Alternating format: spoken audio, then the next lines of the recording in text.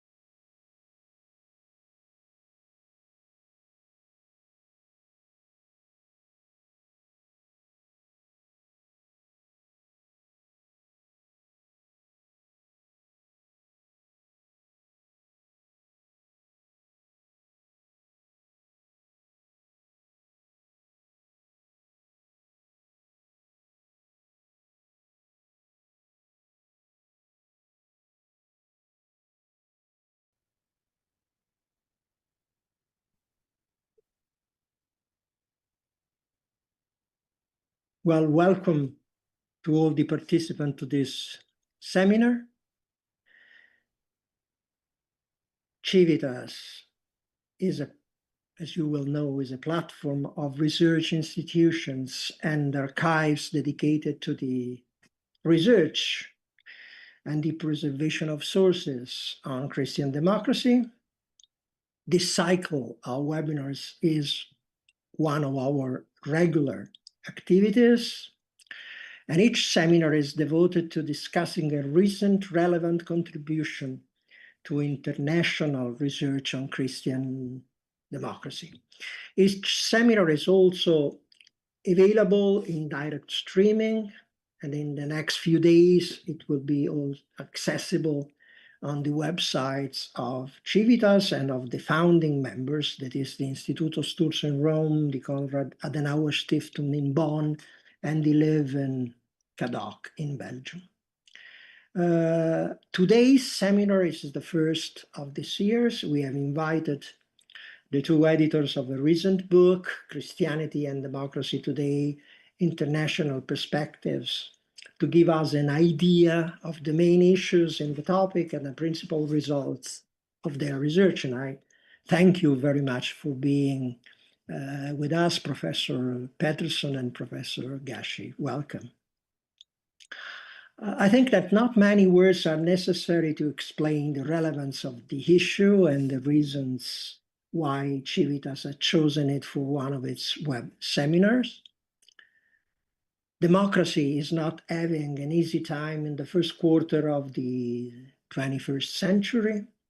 Some observers see this in a dramatic way as a danger coming from the authoritarian, and some say resurrected fascist waves coming from the radical right. Some observers limit themselves to the individuation of a transformation from a liberal to an illiberal democracy under the pressure of rising populism. And in any case, it is difficult not to admit that democracy is in crisis. Today, by most measures, the number of fully functioning democracies and the percentage of people living in them have been declining in the last years. At the same time, Christianity is showing what many observers consider a sort of a public revival, even in the post-secular Western world. And in any case, commentators emphasize the significant role that religion plays in politics today, and perhaps more so than in the past. In effect, it is difficult not to consider the last dramatic phase of the Israeli-Palestinian conflict not as a theologian political war, and religious components clearly appear too in many other conflicts in the world, beginning with the Russian-Ukrainian conflict, about which there is an interesting essay in this volume. And signs of Christian nationalism are diffused even in the thoroughly secularized Europe. Therefore, the relationship between religion and politics in general, and between Christianity and democracy in particular, are a crucial theme for our challenging times. And I am convinced that every scholarly reflection on this is more than welcome. This book has a focus not on political movements and parties, but on the churches. In this, its focus differs from Civitas's focus. The volume aims to examine how various democratic ideals are being addressed by influential Christian intellectuals, theologians, ethicists, churches, and church leaders worldwide. And the contributors reflect on the status of the democratic idea in churches, theological academies, public religious life across a variety of social and political contexts. However, it is not difficult to see the enormous relevance of this also for the political movements in Europe, the Americas, Africa, and Asia, which draw on Christian social and political thought, because religion and democracy, in the end, are their background. Another reason for interest in the book is that it explores Christianity's relationship with democracy from a global perspective, with chapters on the United States, Europe, China, South Asia, Sub-Saharan Africa, Latin America, and Russia, Ukraine, as I already mentioned. And last but not least, a reason for our interest in the book is its interdisciplinary approach, matching religious, theological, and political science studies. And Civitas too aspires to achieve this interdisciplinarity, incorporating, of course, the addition of history. I only now to introduce the two speakers we invited. Professor Gashi is a distinguished university professor of Christian ethics at Mercer University, USA. He is also the chair of Christian social ethics at Vrije Universiteit Amsterdam, and a senior research fellow at the International Baptist Theological Studies Center in Amsterdam. Professor Paul Silas Peterson is Privatdozent in the Faculty of Protestant Theology at the University of Tübingen, Germany, and a Protestant theologian at the Bundeswehr Center for Military History and Social Sciences in Potsdam, Germany too. Well, now the floor is yours. You will have about 34 minutes to divide among them in the way you prefer to present the publication and the main ideas of it, and what you think are the main outcomes in your analysis. Then the audience can intervene with questions and suggestions. So thank you again. The floor is yours. Well, thank you so very much, Professor Morrow, for this very kind invitation. It's our honor to be here with you to speak to these issues. My name is, as Professor Morrow said, Paul Peterson, and David Gushi and I agreed that we would both speak. I will say just a little bit about the volume, and then David Gushi will speak a little bit about his contribution. And then we're looking forward to the conversation about the volume. Just a little bit of the background information. This book followed a symposium, a little conference that we did in Tübingen in 2022 that was very generously supported by the Glenn Stassen Fund. And we're very thankful for that support. Also, the University of Tübingen offered us funding to help us put the conference together, which we're very thankful for. We didn't need the funding in the end. Um, and we really got into this project more or less after 2021, and that was kind of the point where I started researching this more concretely. Um, the the events that took place in January of 2021, the United States and the real clear association of we saw Christian symbolism taking place in Washington, D.C. at that time. And a lot of this just the sense that we needed to reconsider the nature of the Christian response to democracy and the Christian understanding of democracy.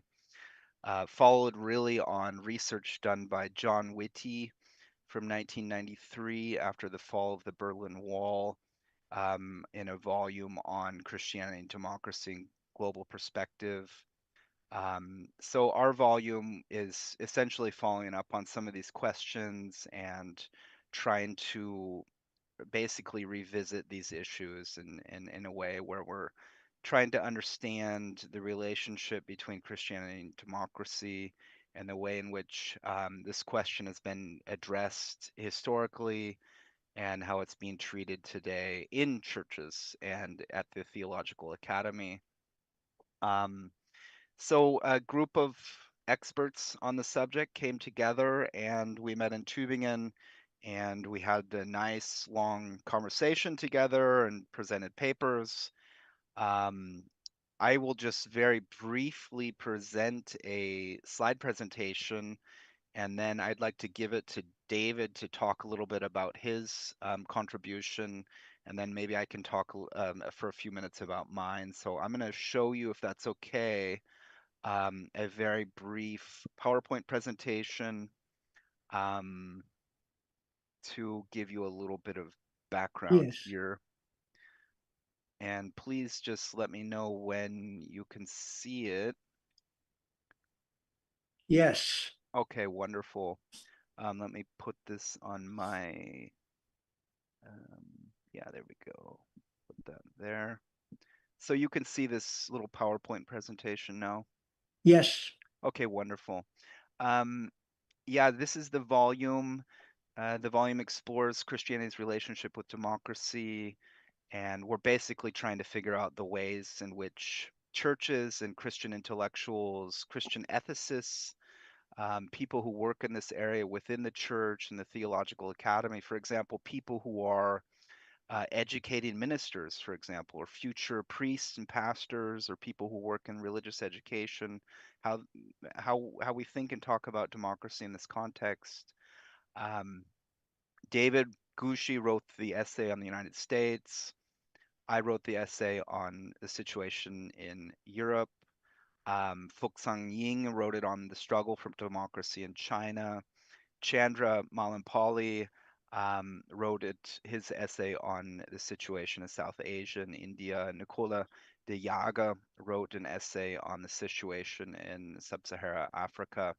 And Paul Freston, Ioanildo Baridi wrote it on the situation in South America, Latin America, and Pavlo um, Smutnyuk wrote it on the situation in Ukrainian-Russian war. And really, it would be difficult to summarize a central claim in that's shared by all of these authors.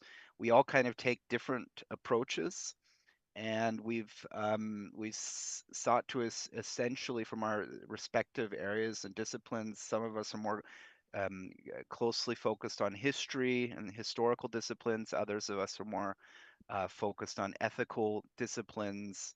Some of us are more sociological in our research. Some people have done more field research. Some people are more political science realms. So it's very diverse perspectives that are being offered to this question. But generally, there's a general agreement that we're living in very difficult times if you think about it historically. I would just like to provide just a very brief context in that regard. The Freedom House is one of the places that studies democracy in the world today and studies freedom in the world. This is their statement, recent statement from their study. Global freedom declined for the 19th consecutive year in 2024. Um, Similar results are found with the Democracy Index 2024 that's put out by The Economist. The statement global democracy is in worse shape than at any point in nearly 2 decade history of the index. That's another one of these research groups. The Bertelsmann Transformation Index, this is in German. I'm sorry you can't read this, but Yes. it basically shows this exactly the same story. This is another research group that studies political order in the world today, and we've basically been seeing a similar development of democratic Yes. erosion. Um, and finally, the really, really big research group is based in Sweden, the VDEM Democracy Report that comes out every year. They have over 4,000 researchers that talk about and analyze it in very different ways the development of democracy in the world. They have also basically have very similar results in their study and see a development towards autocratization. Here you see from their study the development of autocratization in the world. So the dark red and the lighter red colors represent electoral autocracy or closed autocracies. And as you can see, historically over the last 50 years, they've become stronger, they're becoming larger, and the number of functioning democracies, liberal democracies, um, are shrinking over the last, especially the last 10 years. And I'm not going to do too many slides. This is I'm going to show you one more slide after this, but this is, I think, a very important slide. On the left side, you see the number of countries that are, according to the VDEM report, autocratizing. And as what you can see is after the financial crisis, of course, there's many different causes to this, but the worldwide financial crisis 2027, 2028, 2029, or 2020, I'm sorry, 2007, 2008, 2009. And um, we essentially see a massive rise in the number of autocracy countries that are going into phases of autocratization. Leading up to this day, there's something like a third wave of autocratization in this regard. And just as a summary of some of these results, the Harvard scholar Gregor Eckert, I'm just going to cite him at this point, across the world, um, liberal democracy is on the defensive, the quality of its institutions is eroding, as respect for political freedoms and civil rights declines. Opinion surveys show failing trust in governments, representative institutions, and political parties. Long established party systems fall apart. Mainstream parties lose ground, while populist and extremist alternatives, both leftists and rightists, rise and gain support. Political polarization worsens, and autocratic leaders subvert existing political and electoral institutions, increasingly violating the rule of law and exploiting every possible means to cling to power. Civil societies are even more sorely split. State media are weaponized and independent media restricted.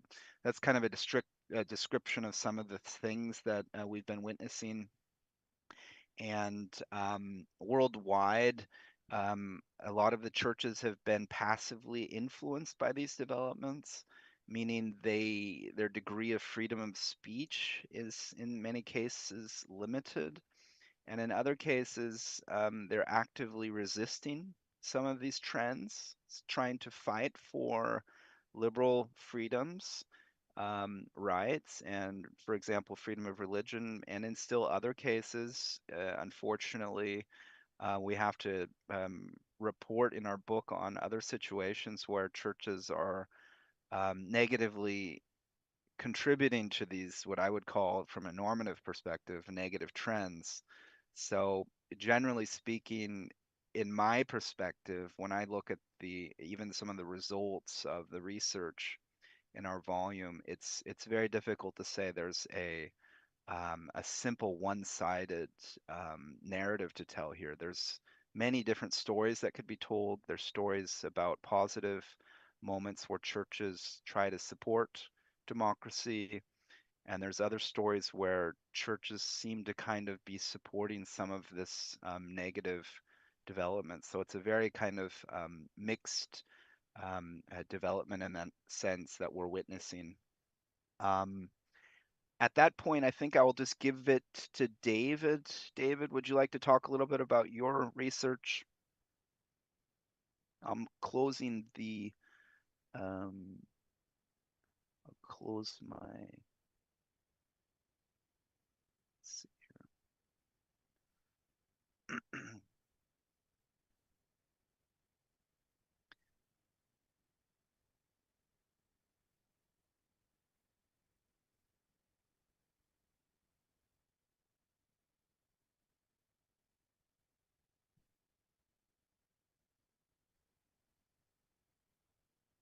Well, I think I will go ahead and get started while you try to take that slide off the screen, though the the slide itself is a nice supplement to what I want to say.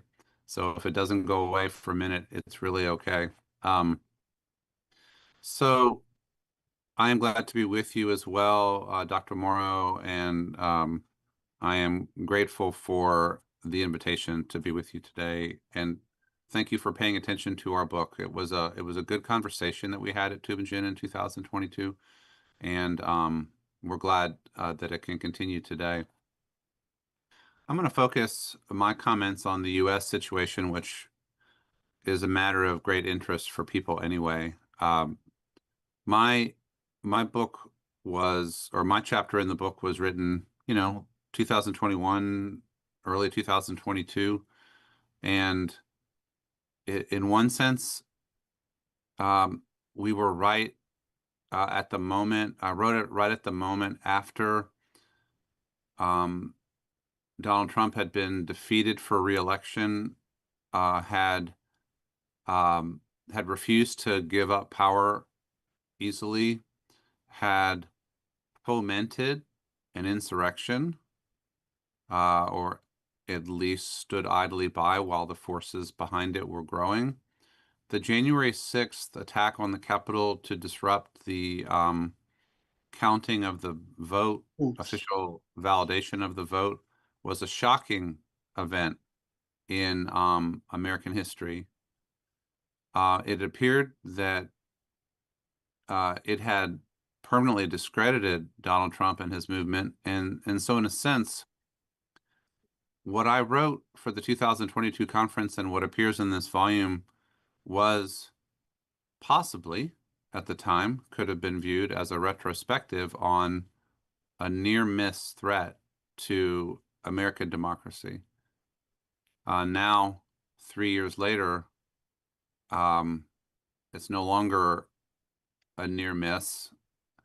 And I'd be happy to dialogue with people about that. So let me just kind of basically lay out the argument of my chapter. And it's also the basis of a book that I published called Defending Democracy from Its Christian Enemies, which came out in 2023. It's the longer version of this argument.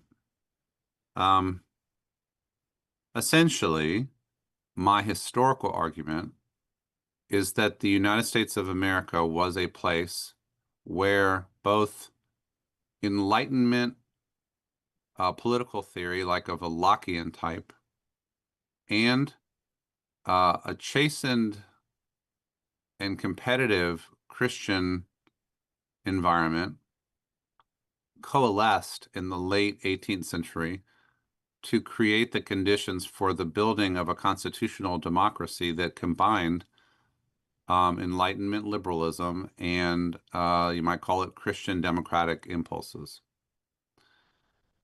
I think it's important to understand that there were many theocratic and establishmentarian type of Christians in the colonial U.S. who might have liked to have something like the British church-state partnership, but there was too much diversity already by the late 18th century. There were too many dissenting voices.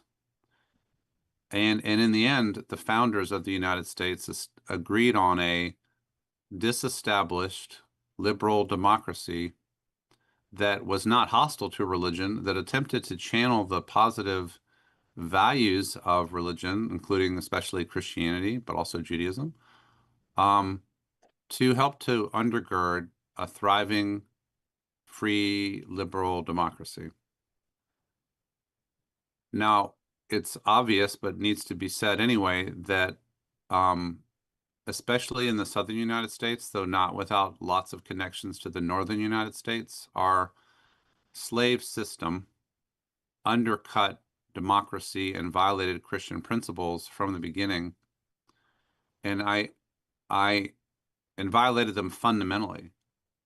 And I actually think that any honest analysis of what has gone wrong in recent days has to take seriously the long legacy of slavery, segregation, and racism that always violated our democratic and Christian values here, and that I think are resurging today. But the main story that I tell in my chapter is a story traceable from the 1960s forward of a conservative, traditionalist, Christian negative reaction to the modern world, to the world, not so much modernity as in, rationalism or the Enlightenment, but the 1960s version of the modern world with religious pluralism, moral pluralism, ethnic pluralism, egalitarian and movements, democratizing movements, social justice movements, Supreme Court decisions in our country that weakened the dominant voice of the Christian majority, legal changes like legal access to abortion, the civil rights movement, feminist movement leading to egalitarian laws in relation to gender, the gay rights movement, and so on. I also think that the negative reaction of the conservative white Christian population was definitely galvanized by mass immigration to the United States that heightened in the 1960s, especially immigration from the global South, which contributed to much more ethnic diversity and religious diversity in the United States. I think that it's easy to document a traditionalist negative Christian reaction to every one of these trends, and the response of a primarily Protestant, but increasingly also part of the Catholic Church, from the mid-60s forward, a response of everything that they could think to do to try to push back against these trends, both within their missionary strategies, their evangelistic strategies, their formational strategies with their own people, and eventually including the embrace of a political strategy that involved creating a partnership with the Republican Party, beginning with the Ronald Reagan era, to try to gain political power and change the legal framework of America. So I start off by saying reactionary Christian politics has been in the air in our country for 60 years or so. But until Donald Trump came along, the politics of this Christian conservative movement was democratic. It confined itself to the democratic rules of the game, and in the rhetoric of politicians who rose to the top, such as Reagan himself or George W. Bush, always carefully confined itself to remain within the democratic ethos, democratic culture. But I think that by around 2015, and I'm sure there are a lot of factors, but in the US, the legalization of gay marriage and the election of Barack Obama as president twice, and overall the disappointment of Christian right activists in the lack of success of their agenda overall. Abortion was still legal. Gay marriage was now legal. The sexual revolution was a fact of life. Divorce was widespread.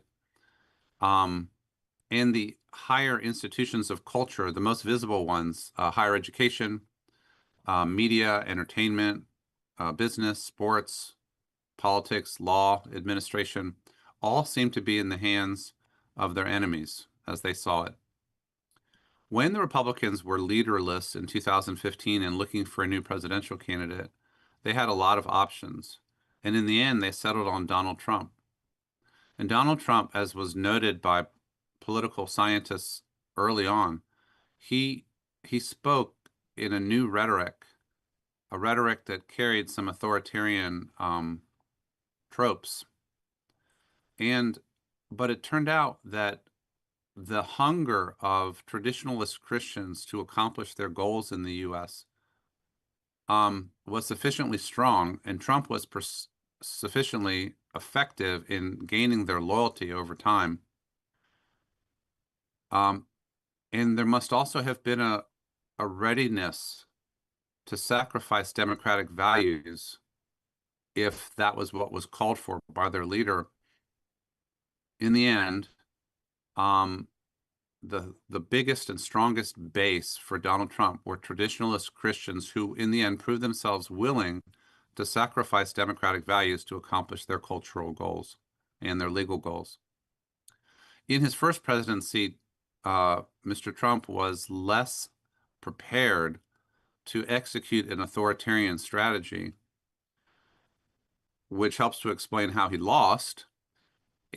But then the radicalization after his defeat set in and never went away. And then he had 4 years in exile to study a little bit more deeply, to gather a little bit more of an authoritarian compliant team. And when he took power again in January of this past year, he was ready. And I would say it's very fair to say that we are witnessing an authoritarian, rapid authoritarian, and illiberal democracy formation happening here.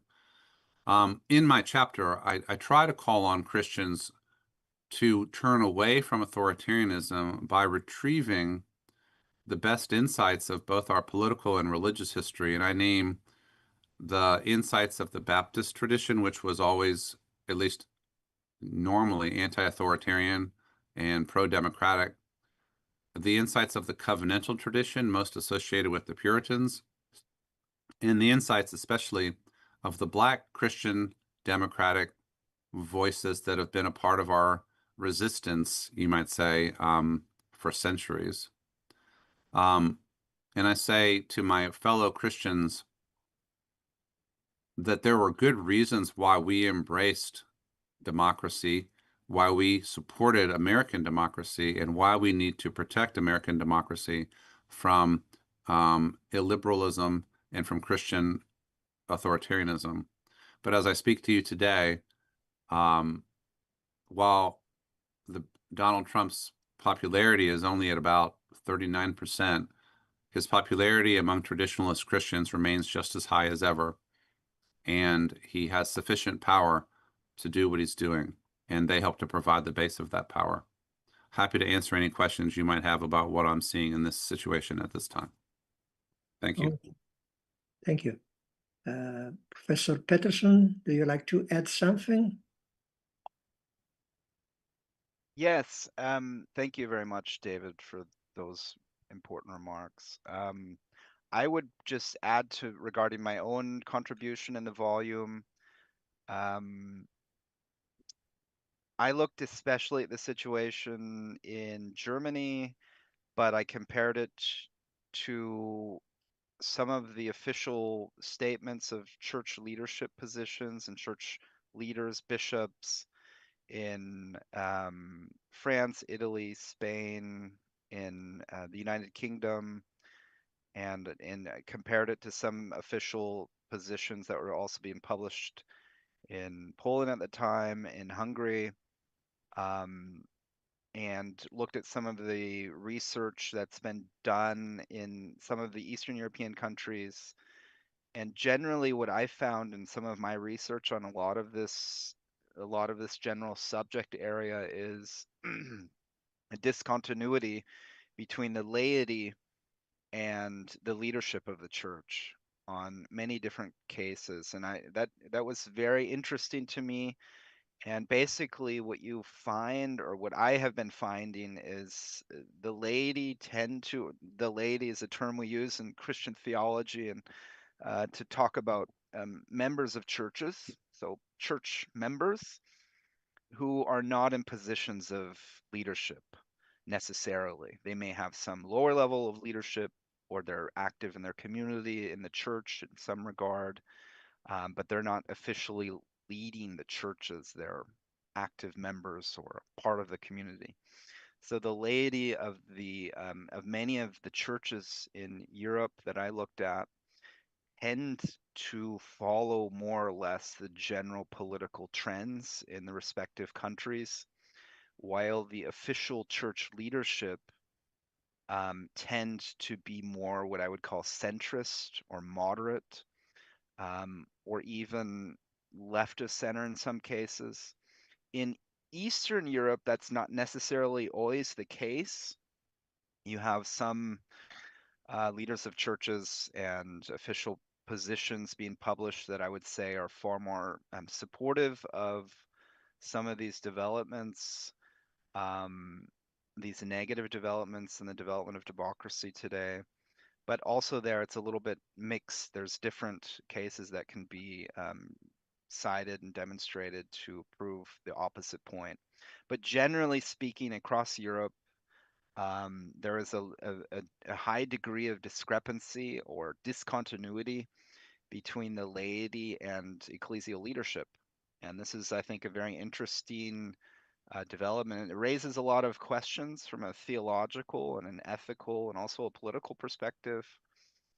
If you have the official church leadership saying one thing, and everybody that's a member of the church basically does whatever they want to do, which is understandable. We're free citizens in a democracy.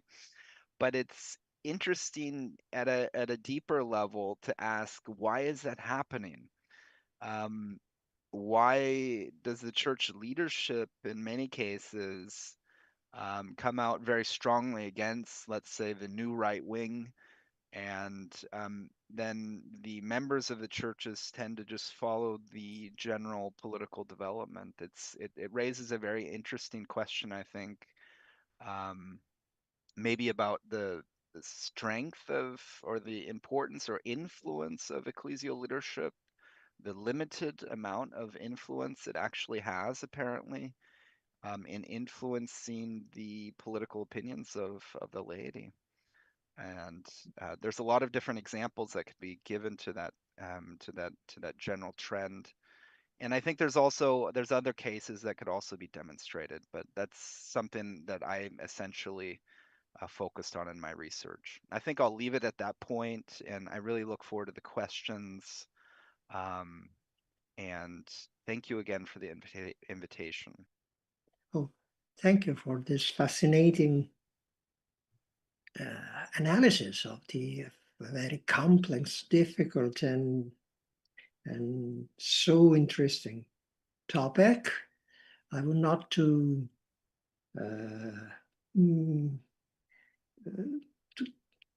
take away the floor to the others, but I have immediate questions and questions that arose to my mind listening to you, and I may begin with them. The first is for Professor Gashi, that is about traditional Christianity. is so relevant today in the US, not only in the US, of course, but mainly in the US. So, well, if I understood well what it was saying, traditional Christianity seems ready in some case to accept a reduction of democratic rights when requested. Why? In name of what? So a possible, this is my question, the possible answer is that traditional Christianity puts religious values higher than anything else. So democracy comes later in the list. I am very accustomed to Catholic theological thinking, and in the Catholic tradition, a distinction was fundamental up to the Second Vatican Council, the distinction between thesis and hypothesis. That is, we can accept as an hypothesis modern political institutions like parliamentary democracy only if the thesis, that is a full Christian society, is assured. So my question for Professor Gashi is this one. May this be an explanation, or in the American case of Christian traditionalism, there are others factors? I would say the story that is coalescing for me looks something like this. Traditional Christianity, Protestant and Catholic, had to learn hard lessons to accommodate to modern parliamentary or liberal democracy. There was not the immediate embrace of liberal democracy from its origins.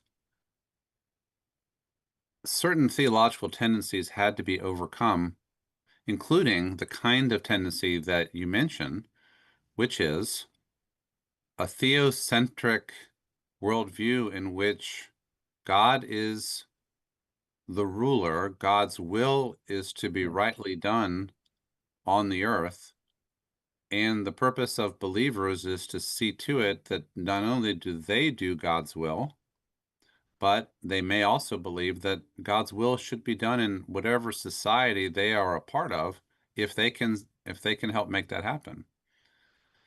In the US, because religion was never established, it was always understood, though not always agreed, it was always understood that the paradigm was going to be that Christians would exert moral influence on society without formally establishing Christianity as the religion of the country. If there was a Christian civilization kind of dream, it was going to be done by influence, by persuasion, by example, and so on. And I really think that remained a pretty stable, more or less consensus until the 1960s. But what I think happened after the 1960s is that values polarization, left versus right, and the victories won by the progressive side in areas such as the ones that I mentioned, contributed to a questioning of the old consensus.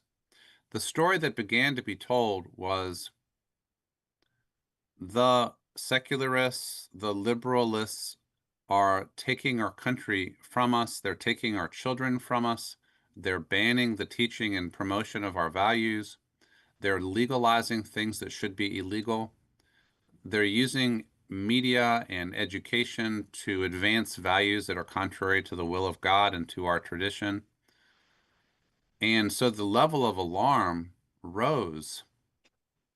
And the sense that democracy was a major tool by which alien and immoral and ungodly values were being advanced intensified. And I think the situation was ripe for an authoritarian politician who would essentially say, we're not going to play by the democratic rules of the game anymore because they have been rigged by the left to violate your values. And so follow me, and I will see to it that your values prevail. And that met a culture that a Christian culture that in some quadrants had already been teaching its young people that liberal democracy was only one political system and not necessarily the best. In my book, I talk about homeschool and Christian school curricula embraced by thousands of families that teach essentially a version of theocracy as God's plan for the government anyway. They're already teaching children that.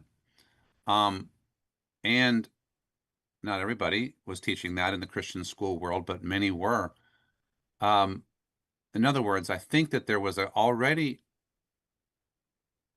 some reconsideration of the embrace of liberal democracy and some searching for older traditions, pre-democratic traditions. And some people have turned to older Catholic kind of Christendom medieval paradigms. Some people are looking at Puritan theocratic paradigms. Some people want something more like, the church-state arrangement in Great Britain. But what we're looking at is serious theoretical questioning of the liberal democratic paradigm. And then meanwhile, just a kind of an authoritarian move in the government itself that is already advancing an attack on liberal democratic values. But I think those are some background reasons why many Christians are not unsupportive of the authoritarian move. Thank you. This is fascinating. I anticipated that another question for Professor Peterson. This divide between laity and the leaders, I will not say the clergy, of course, because it's not always the case, is very, very interesting. My question is, well, of course, we have different perceptions of democracy. It's clear that there is a negative and a positive perception inside the churches and the believers. In your research, did you find also different perspectives, that is, different interpretations of democracy coming from Christian culture, that is, even in a positive or in a negative general attitude, interpretations of democracy may differ? And was there anything in this direction in your research, or the problem is simply never posed? It's a very good question. In many cases, it seems like there's just special terms that are used that are just presumed, and churches and the clergy or ecclesial leaders, bishops, will simply use the term liberal democracy or free democracy or just the term democracy. And there is a bit of a question there, what exactly is meant when we're using these terms. And sometimes I think it's one of the things that I also outlined, and one of the things that is also addressed in a lot of these research groups, is the acceptance of difference in society. You could call it heterogeneity, Mhm. the degree of, let's go through the list: language differences in our countries, ethnic backgrounds, religious differences, the color of your skin, how big you are, tall. You can go through the list of the the whole list of possibilities of difference. And I think one of the really critical aspects of looking at the nature of free democracy in Europe and everywhere is asking what is the level of acceptance of difference. Um, David Gucci contributed significantly to the question on sexual ethics, and that's also a major issue in churches, huge issue. The degree to which it's accepted that some people are homosexual, and that there's different forms of the family, the way that this is constituted. So those are major questions that are addressed in churches as well. And it's not so easy to say that there's a simple position on that issue. In almost all of the churches, there's more conservative and more liberal traditions. But that's just one moment where I would say that's a degree of heterogeneity, of difference in society.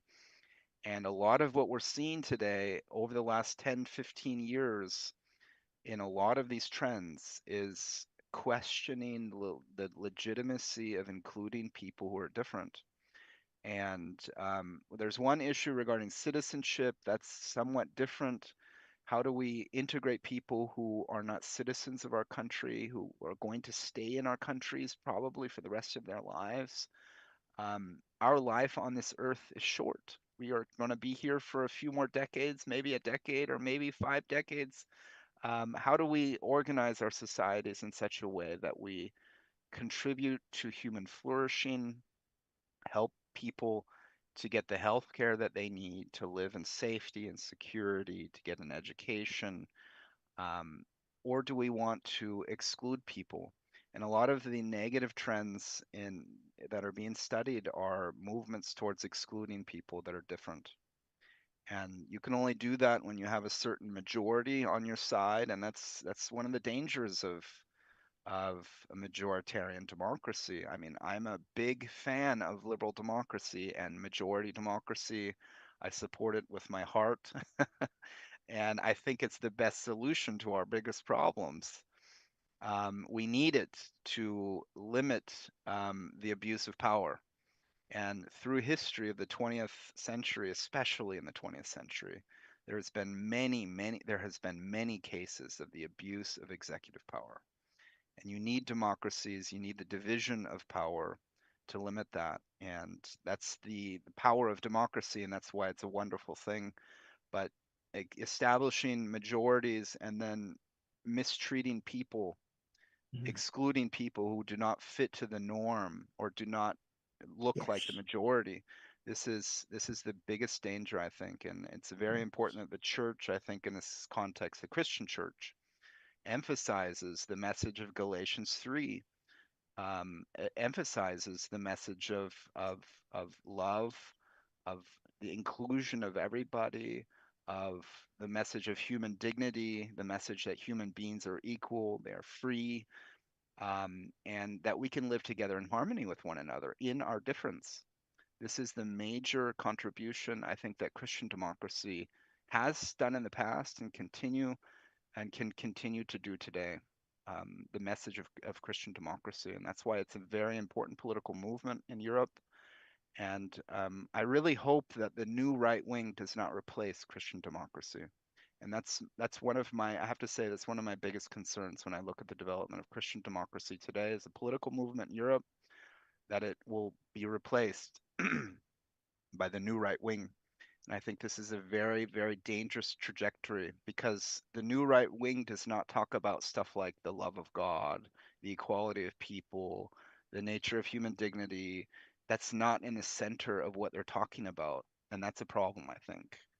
The Christian democratic movement has always talked about human dignity, freedom of the human person, equal rights, the necessity of civil discourse, laws and order, and the limitation of the executive, the importance of parliaments.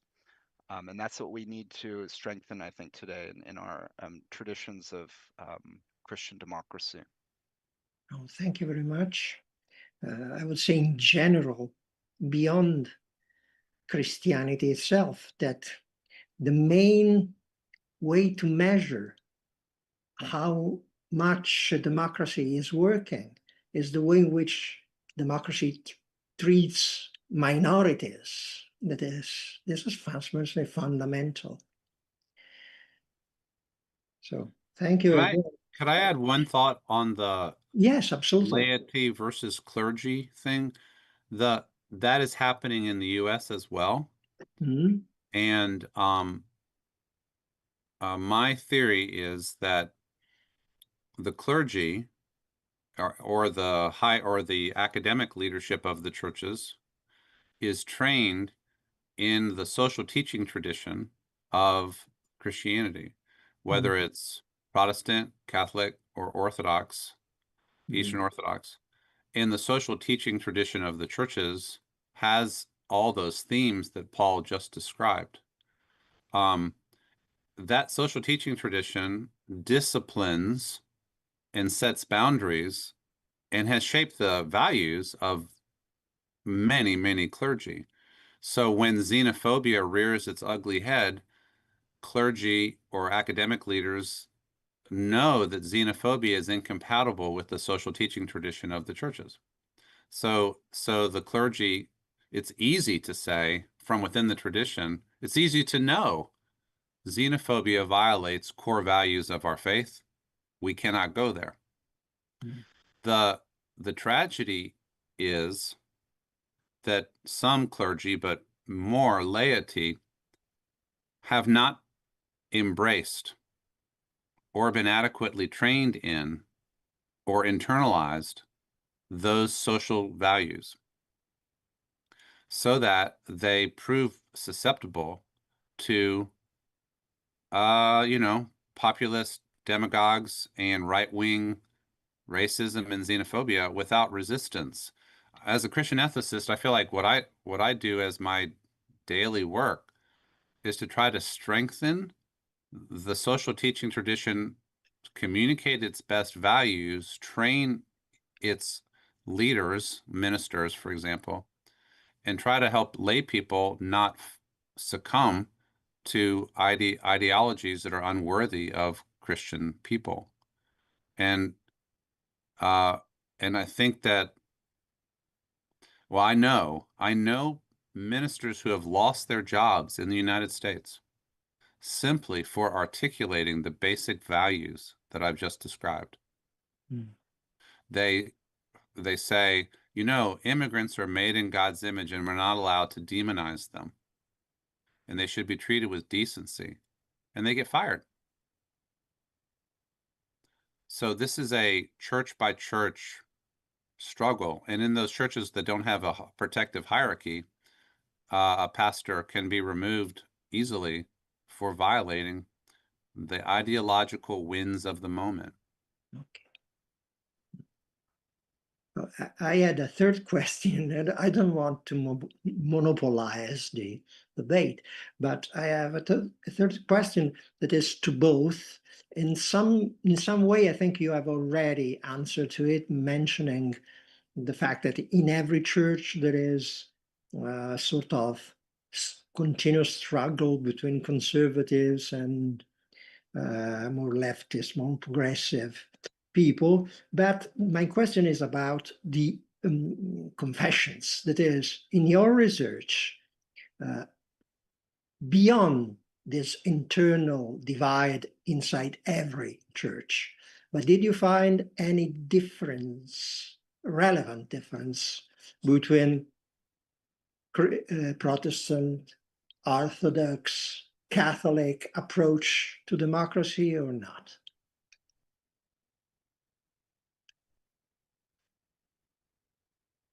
Paul, why don't you take that first? Think about the European-wide environment. Well, I would say it's extremely diverse, extremely diverse. Inside every Yes, you have liberal Catholics and conservative Catholics. You have liberal Orthodox and conservative Okay. Orthodox. You have liberal Protestants and conservative Protestants. Generally speaking, you have a very old tradition of democracy in Protestantism. That's true, and you also have relatively strong democratic policies within the nature and functioning of the church. But that is unfortunately not it's not been entirely successful in preventing a shift to kind of radical right-wing ideologies or radical, uh, let's just say, anti-heterogeneity thinking. So I'm not sure that there's any one size fits all theological kind of solution to all these sort of issues. I think in every tradition there's going to be different answers that are provided, and theologians work within specific doctrinal traditions and with specific authorities, and they talk different ways, they have different approaches to their own specific traditions, so it's always going to be very different. Generally, there's a very large diversity. At the same time, we have to admit that there's been, let's say, since the fall of the Berlin Wall in the 1990s, there's been a general spread of democratic ideas towards Eastern Europe.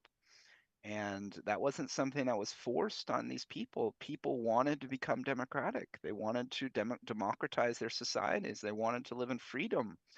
And so there's also religious traditions that are getting to know democracy and learning to live in a democratic culture. And that's going to be its own process and its own development. And it's going to be messy. And I think everybody has something to learn from everybody else in that regard.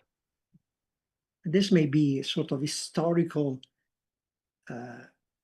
change, because historically, probably the differences in the approach to politics were more relevant than they are today. Oh, thank you very much. So I would like to listen if there are raised hands and questions coming from the participants to the seminar.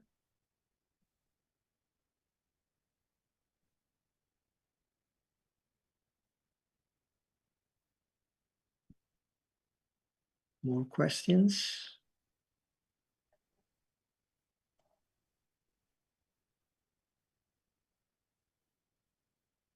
I didn't find the button to raise my yes, hand, Peter, Professor Moro. welcome.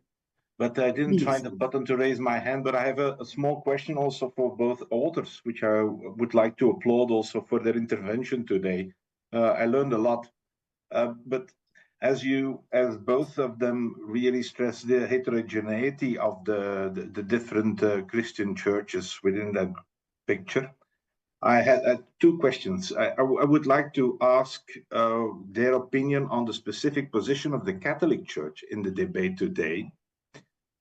And also interlink, I would also like to ask their opinion on the way in which human rights play a role in that, growing dissociation between Christianity and the growing dissociation that they detect between Christianity and democracy.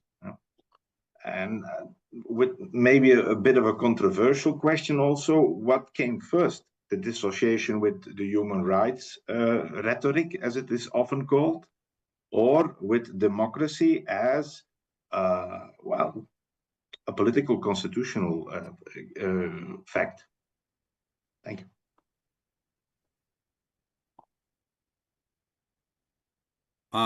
Maybe I'll take a shot at that, especially from a U.S. Catholic side. The Catholic Church in the U.S. is clearly torn along left-right lines, and the progressive Catholic side has embraced the evolution of human rights language since World War II. It helped to shape the Vatican II documents. It's in the Vatican II documents. It's in Catholic social teaching.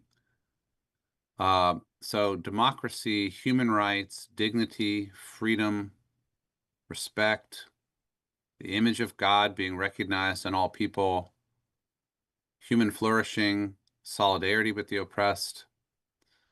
The liberation theology is also, while not universally embraced, has suffused some of these themes. And so you have that cluster, and that was a deeply and powerfully influential, and is, in the Catholic Church, and especially in the clergy and in the scholarly world. But there is a dissenting group of conservative Catholic intellectuals and clergy who believe that human rights language has gone too far. And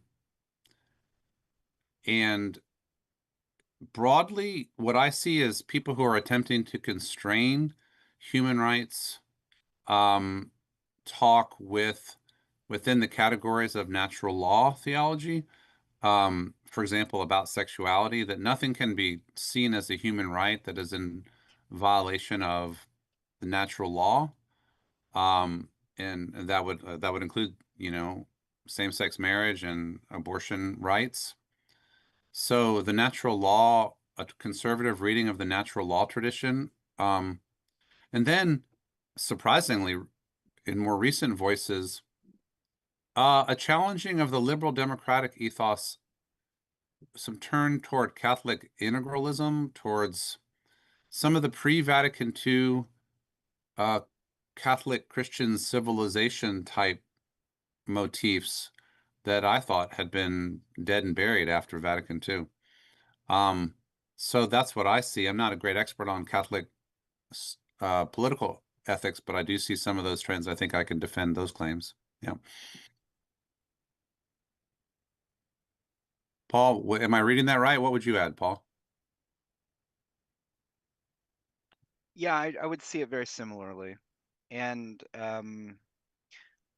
I would also say, if we switch the names, let's say the Protestant tradition, a lot of the liberal mainline Protestant churches, and then let's say post-war 1950s, 60s, a lot of them were very pro-liberal democratic.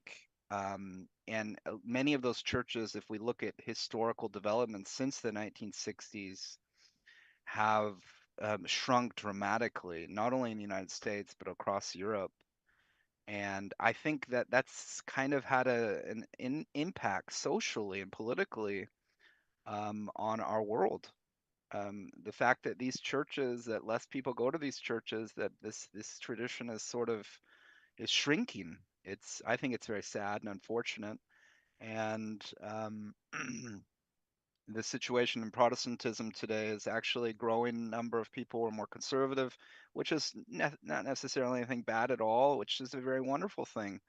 But the strong affirmation of some of these themes, like human rights, dignity, equality, a lot of the subjects and issues that are addressed in the Universal Declaration of Human Rights, some of these themes are not as strongly emphasized in some of these growing churches. So there's a very diverse development, I think, taking place today. And I think that's impacting our societies, and it's impacting our political parties. And we need to think about the development of churches and what's happening in churches as very important for society. And I think for this reason, we need theological studies at universities. It's extremely important to integrate theological education at the level of the university, so pastors and ministers and theologians get into contact with people who are political scientists, historians, who are or studying to become social workers, who work in the entire realm of the university. That theology is integrated in this universal process of learning. We need that, and that is very good for churches, and that's very good for society, I think, as well. Thank you. Thank you very much. I don't know if there are other questions, or even without a raised hand, if you don't succeed in doing this.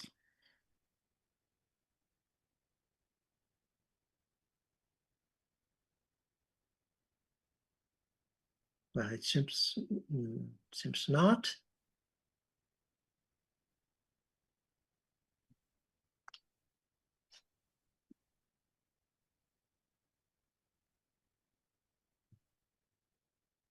No, it seems not. So, thank you again. I think it's time to close our connection. So thank you again to both for this really excellent conference. These 2 hours pass, 2 hours more or less, pass very easily, at least for me. It was very, very nice encounter. What I may add is simply, well, there will be a next event that continues this kind of reflections, because on October the 24th, at the same time, Jeff Ains will discuss with us the Routledge Handbook of Politics and Religion in Contemporary America. So I think that Professor Gucci will know this well. Then with a third seminar in November, the exact date has not yet been confirmed. A third seminar will debate the book Christian Democracy, Conservatism and the Challenge of the Extremes, edited by Klaus Wille and Federico Rejo, and promoted by the Martens Center for European Studies. Then Kadok from Leuven is planning further seminars in collaboration with Civitas, so we may host some of them in the next future. So stay tuned for the dates. We will try to continue to provide you with enriching and thought-provoking content as today. So thank you very much again. Thank you for the Thank you, invitation. and thank you Thank for you. your We really- participation. Really appreciate it. Thank you. Let's keep in contact if we can. Great. Thank you. Thank you.